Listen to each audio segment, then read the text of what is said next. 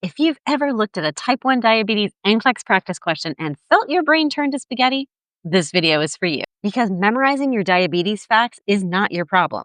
The problem is learning how to apply those facts so that you can get better grades, all without letting test anxiety hijack your brain. In this video, I'm walking you through some real NCLEX style practice questions that you might see on your next diabetes test. Even more importantly, I'm going to model how to think like a nurse about these topics on your tests so that you can stop second guessing yourself and start understanding what these seriously hard questions are really asking you. Once you can do that, you can start trusting your brain and choosing the correct answer without second guessing. If you're ready to get comfortably passing grades, learn to think like a nurse, and do it all without burning out, let's get started.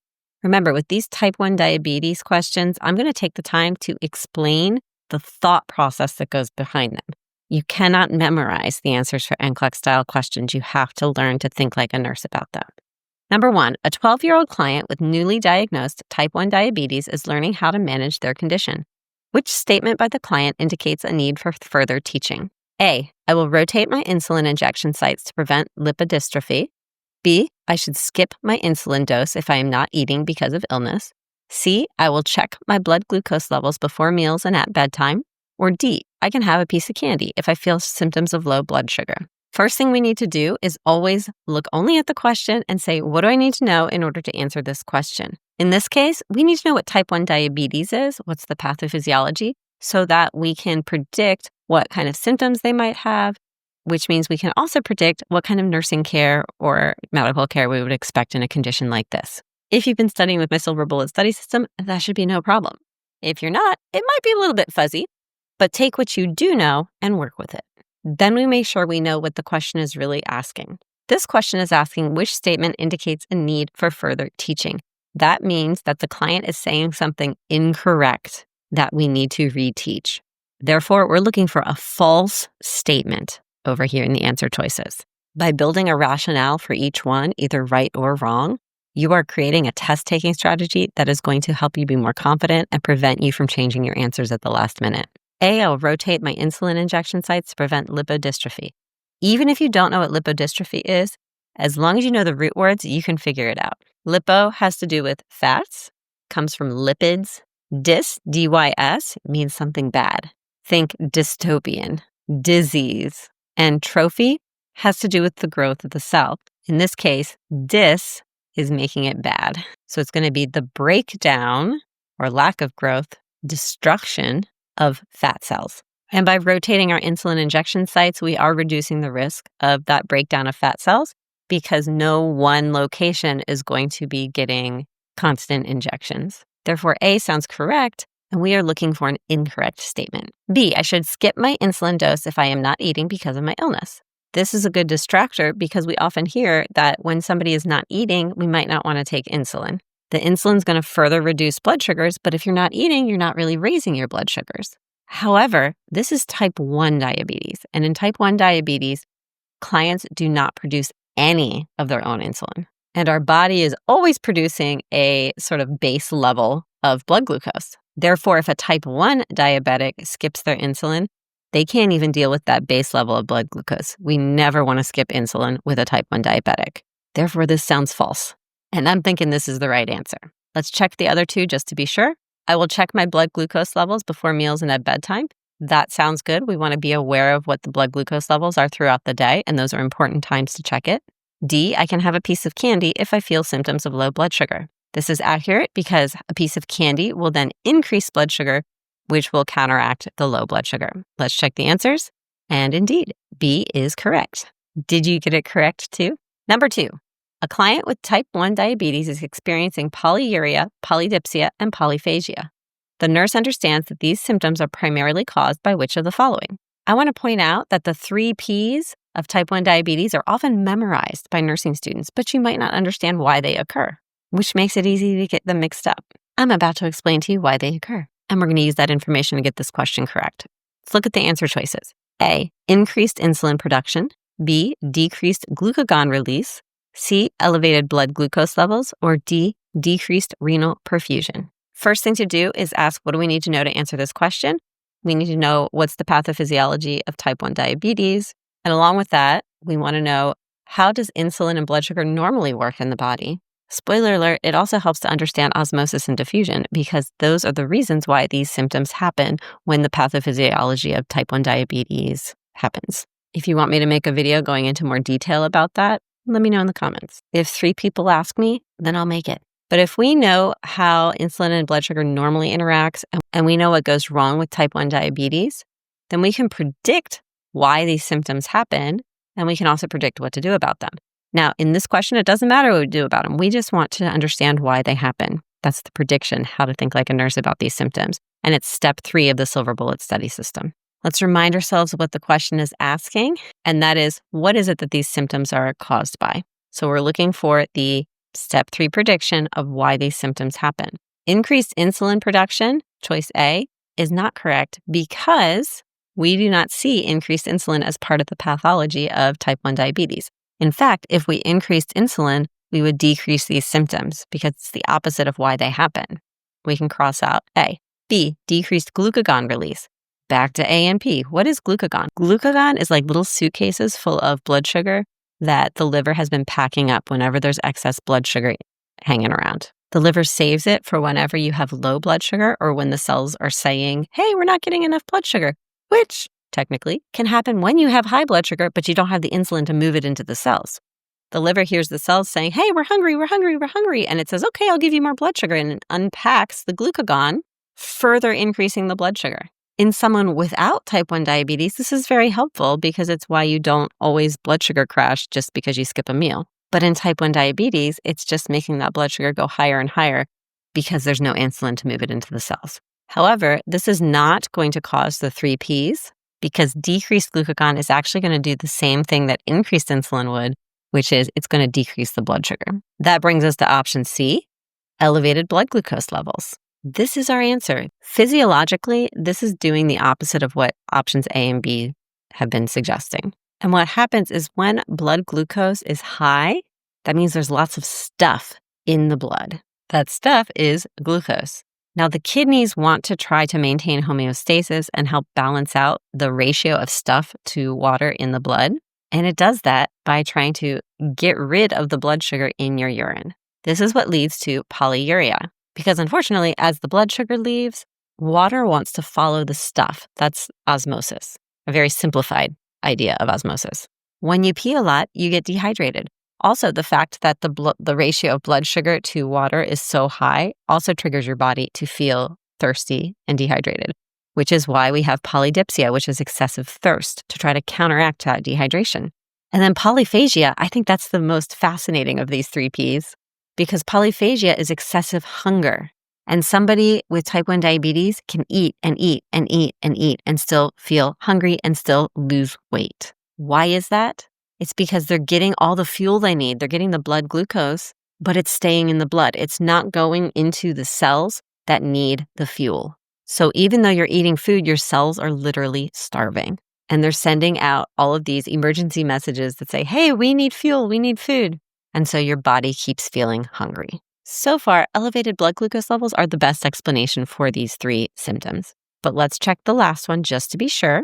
D, decreased renal perfusion.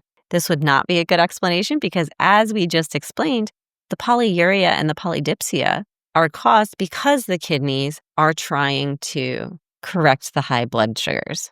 If we had decreased renal perfusion, the kidneys would not be able to function as well, and you wouldn't be peeing as much.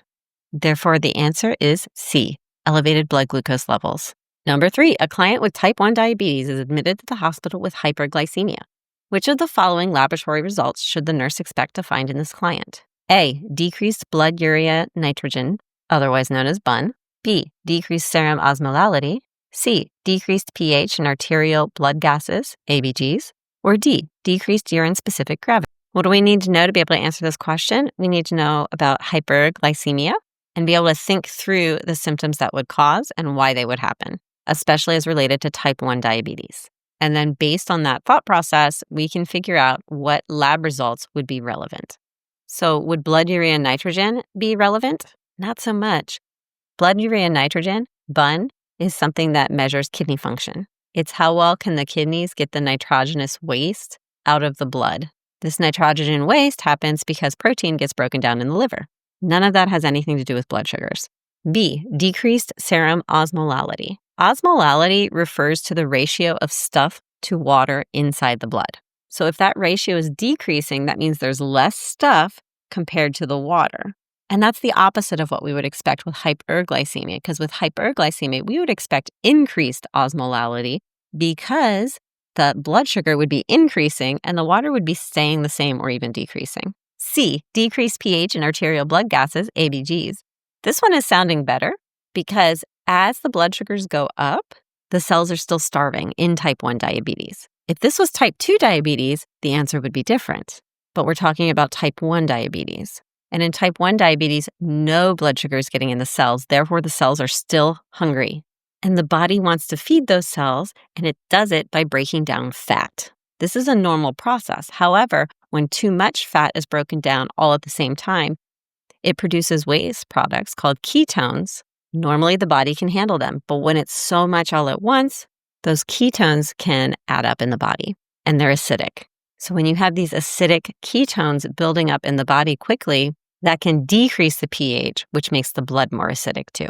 Therefore, C is looking like the right answer. But let's check the last one. Decreased urine-specific gravity. Urine-specific gravity is also done with a ratio. It's how much stuff per water is in the urine. If the urine-specific gravity is decreasing, that means that there's less stuff per water. So you have very dilute urine. That's not what we expect in type 1 diabetes with hyperglycemia because the kidneys are trying to get rid of that blood sugar. So there's going to be a lot of extra sugar in the urine, which means we would expect increased urine-specific gravity compared to the water being urinated out. So the answer is C. Question number 4. The nurse is teaching a client with type 1 diabetes about the proper administration of insulin. Which of the following statements made by the client indicates a correct understanding of insulin injection techniques? A, I will inject insulin into the muscles of my arms for faster absorption.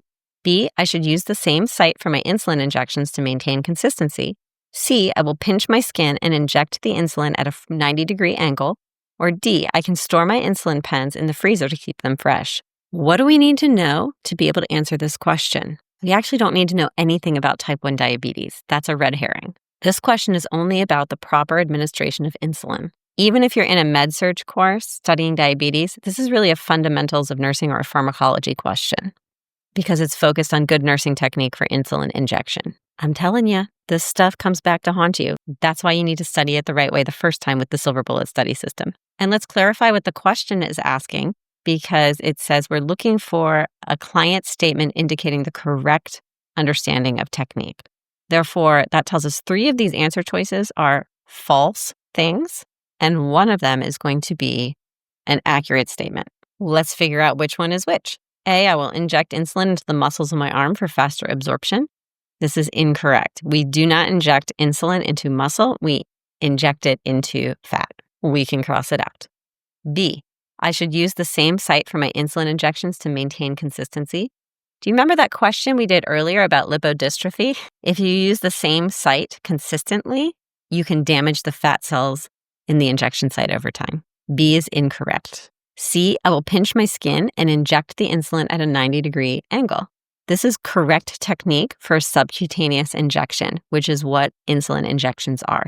Therefore, this one is looking good. D, I can store my insulin pens in the freezer to keep them fresh. No, we do not want to freeze our insulin. This is incorrect. Therefore, the correct answer is C. Number 5, a 10-year-old child with newly diagnosed type 1 diabetes is learning how to manage their condition. Which of the following is an appropriate snack for the child to consume if they experience hyperglycemia? Let's try figuring out what we need to know before we can answer this question before we look at the answer options. Once again, we need to know what is type 1 diabetes. We need to be able to compare that to how the body normally works, and then we can use that to predict any potential symptoms and nursing care, including snacks. And what is the question asking? It's asking what would be a good snack if the client has hypoglycemia. That would be low blood sugar. Let's look at the answer choices. A, a piece of cheese. Would this be good for low blood sugar? Probably not, because cheese does not contain a lot of sugar. Yes, it has milk sugars that can be broken down, but those are more complex and they take longer for the body to break down. When you have hypoglycemia, you want a quick source of blood sugar. B, a small apple. This is better. Fruit sugars can be a quick source, but it also has a lot of fiber. Fiber slows down absorption. So we might want to keep this if we're on the test unless we find something better. C, 4 ounces of orange juice. Absolutely, yes. Liquids are a quick source of sugar that allow you to get your blood sugar up. I like this better than a small apple. D, a handful of almonds. This is protein, fat. It's a really healthy snack, but it's not going to help our blood sugar. And the answer is C, 4 ounces of orange juice. By the way, if these questions made you realize you know more than your test grades are showing, that's actually a good thing because it means your next step is not studying more. It's learning how to study differently. The Silver Bullet study system is a 4-step process that mimics the way experienced nurses think, so you can think that way too.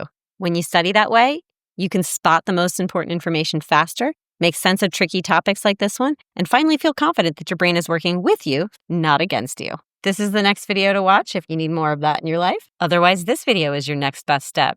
Tell me in the comments how many questions you got right or wrong today, and I'll see you in the next video.